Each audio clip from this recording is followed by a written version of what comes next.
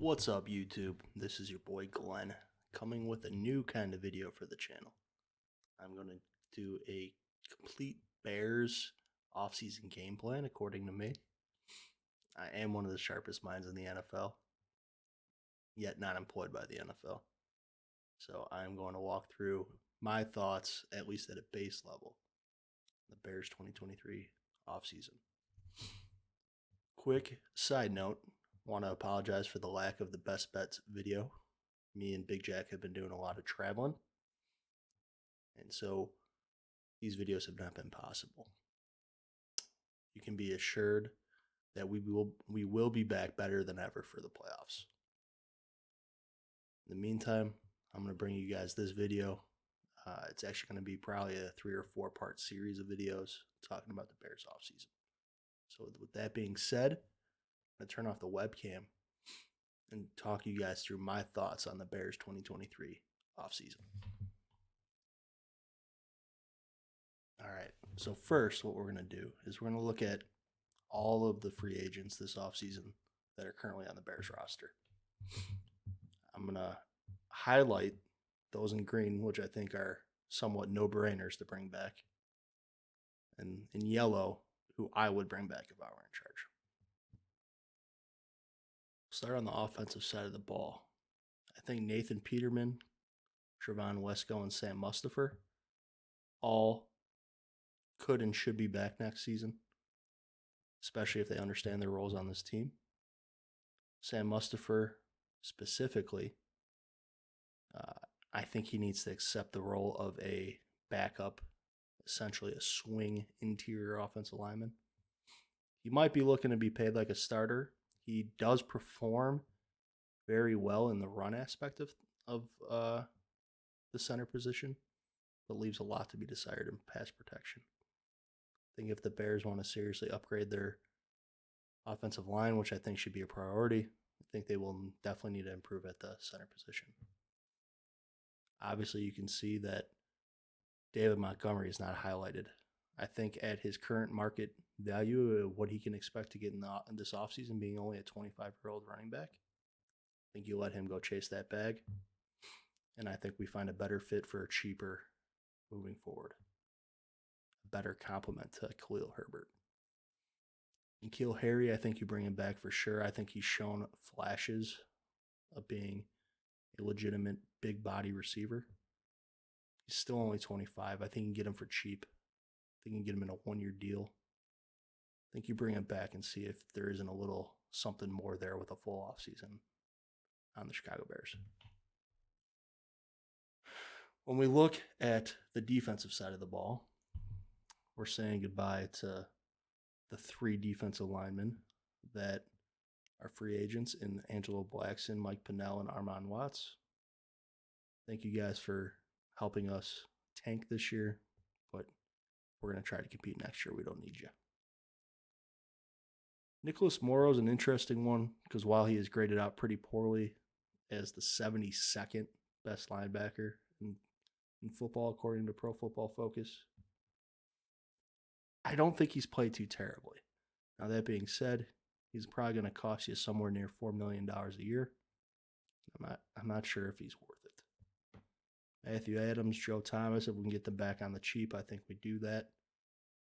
Along with Dane Cruikshank and Josh Blackwell, who I actually think has shown some promise in potentially being a depth defensive back. DeAndre Houston-Carson, I think is for sure going to be back at least for 1 more year. I think he's somebody that guys in the locker room really like. While his safety play hasn't been tremendous, he's been historically a pretty good special teamer. And I do think he has somewhat of a leadership role in that secondary. And I think that on the cheap is a guy that we should bring back. Couple side notes to look at for the next couple years, just in terms of the roster. Some key free agents the next couple years. These are the ages, by the way, to the right of their names, at which they will be when they enter free agency. Cole Kmet, I think, is a guy that we try to extend sooner rather than later. Also with Jalen Johnson, I kind of feel the same way. I'm hoping Jalen Johnson isn't considering himself a high-end cornerback one. Something tells me he is, based on everything we've heard since he's entered the league. Seems like an ultra confident individual. I think if you can get him for cornerback 2 money, I think you pay him. Chase Claypool, he's got to prove something this year because he will be a free agent next year. Darnell Mooney, we're hoping he bounces back from an injury, that ankle injury, and let's hope he gets back to his ways. In which case, I think you consider strongly paying him next year. Nothing crazy, but his value. The following year, I'm starting to get a little concerned. Eddie Jackson, Cody Whitehair getting a little up in age. Khalil Herbert, we're probably not going to extend. Tevin Jenkins, he's had some injury issues in his young career. That free agency concerns me a little bit more than next year's free agency. Justin Fields, obviously, there will be a 1-year club option. I would expect the Bears to probably pick it up unless he just implodes, which I hope is not the case. At some point, you got to remember you're going to have to pay the man as well if he continues to improve. All right, on to the next page. I want to talk about just some overall team notes. Start out by talking about some of the building blocks I think we have on this roster based on 2022 performance. I think on the offensive line, we had 2 encouraging young pieces. Tevin Jenkins was graded out as the 3rd best guard in all of football. And if it weren't for his neck and back issues, I would maybe say he's the strongest building block we have on this team other than maybe quarterback. Braxton Jones has been a huge pleasant surprise, being a 5th-round pick, holding down that left tackle, being a legitimate starter at that position. Maybe he's not the best in the league, but you got to be thrilled with the value you got in the 5th round. Justin Fields, you'd be crazy to not consider him a building block. Not only is he proven to be one of the most dynamic rushing threats at the quarterback position we've seen in some time, he also shows incredible moxie and intangibles that you hope to see with any quarterback. It is clear that he will have to improve his passing abilities, but I think the hope is with another year in Getsy's system next year, another full offseason, hopefully with some improvement due to free agency in the draft to give him some better pieces around him. I think the hope is he takes that next big step next year in the passing game. Cole Kmet and Darnell Mooney, are they dynamic options in the passing game? No, but I think they're solid, reliable targets that Justin Fields has really gotten comfortable with in his young career. On the defensive side of the ball, Eddie Jackson, you're looking at him, 12th best safety this year according to Pro Football Focus. Still only 28. It's not crazy old, but he is the elder statesman in our secondary. If he was completely healthy, I'd say he's for sure a building block for the next couple of years. The Liz Frank injury is no joke, however. That coupled with his age, his cost, I think we might be looking at a potential offseason cap casualty there. Jaquan Brisker, Jack Sanborn, Jalen Johnson. I think all 3 of those guys can be legitimate starters on this defense. Kyler Gordon needs to improve next year. Hopefully with improved pieces around him, he improves as well. He looked bad early in the season. He's gotten, in my opinion, slightly better. Obviously, the Detroit game was terrible, but I think he's gotten better as the season has gone on. I'd like to think that Kyler Gordon can be, your 3rd cornerback, nickel corner, slot corner. We're in wait-and-see mode, but of our shaky defense, I think you got to consider him a fringe building block there. I mentioned the potential cap casualty here with Eddie Jackson. I think you got to strongly consider these 4 cuts this offseason.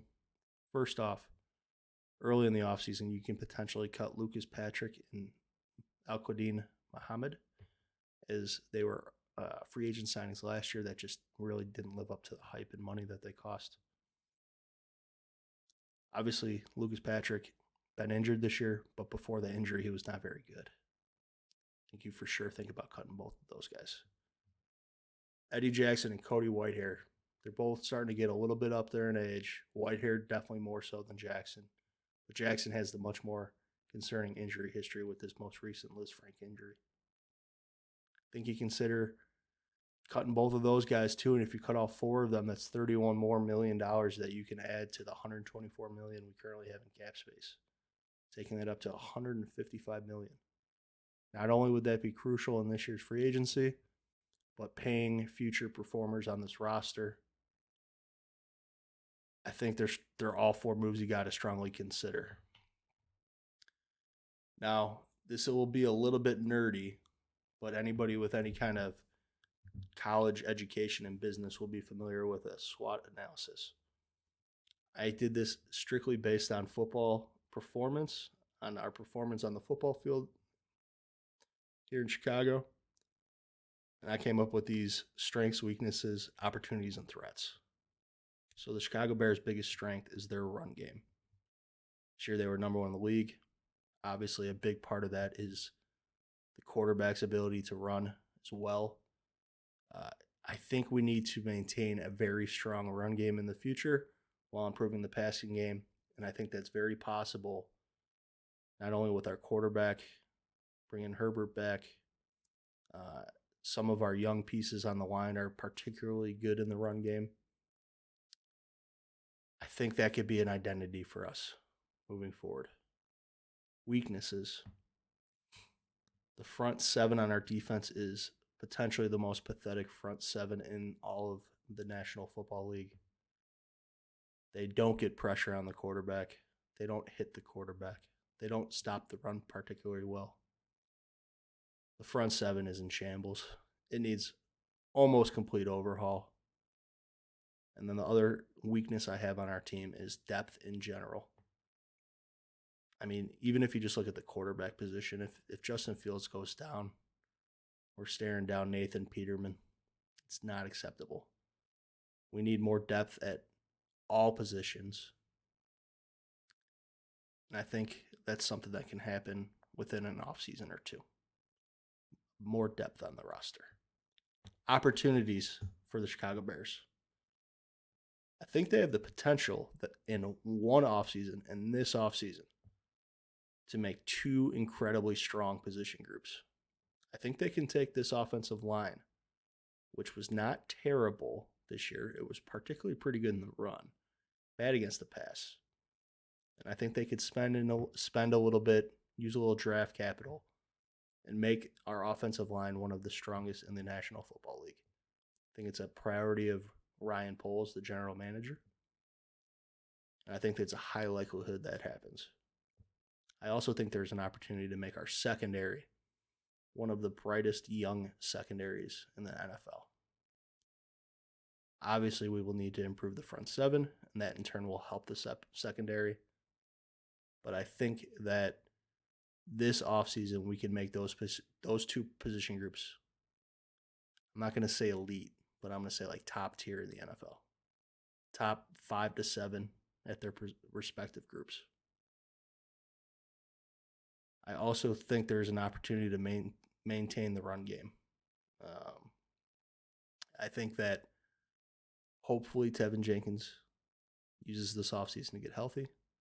Braxton Jones continues to develop this offseason.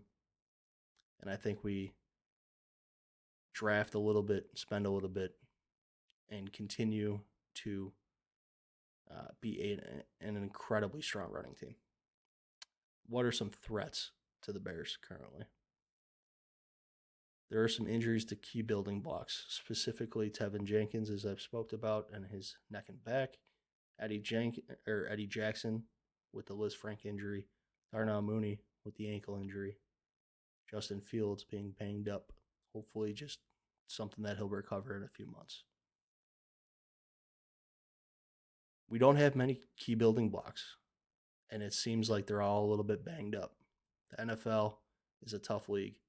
Football is a tough sport. But when you don't have a ton of building blocks on the team, you don't want to see them getting too banged up. And that is a threat right now. Let's hope they can recover as hoped. The other threat, and this one legitimately scares me. I mentioned that our offensive line was not too terrible this year. I'd say particularly from left tackle to right guard. We have the threat of losing all three interior offensive linemen in the near future. Who knows what's going to happen with Tevin's injuries? Sam Mustipher is a free agent, and if he's not happy with how the Bears want to utilize him / pay him, who knows if he'll be back? Left guard Cody Whitehair might be a cap casualty. He's also just getting up there in age. That is a legitimate threat that scares me as a Chicago Bears fan. I'm going to stop the first video there. We're just over 15 minutes. In the next video, we will talk free agency, some targets, how our roster could look pre and post free agency. And like I said, this will probably be a 4-ish part series. This is part number 1. I appreciate you tuning in. I hope you guys are enjoying it. If you're new here, please like and subscribe. We like to talk betting here, but more than anything, I like to talk to Chicago Bears. Till next time, enjoy your evening. This is Glenn, and we'll be back with part 2. Thank you very much.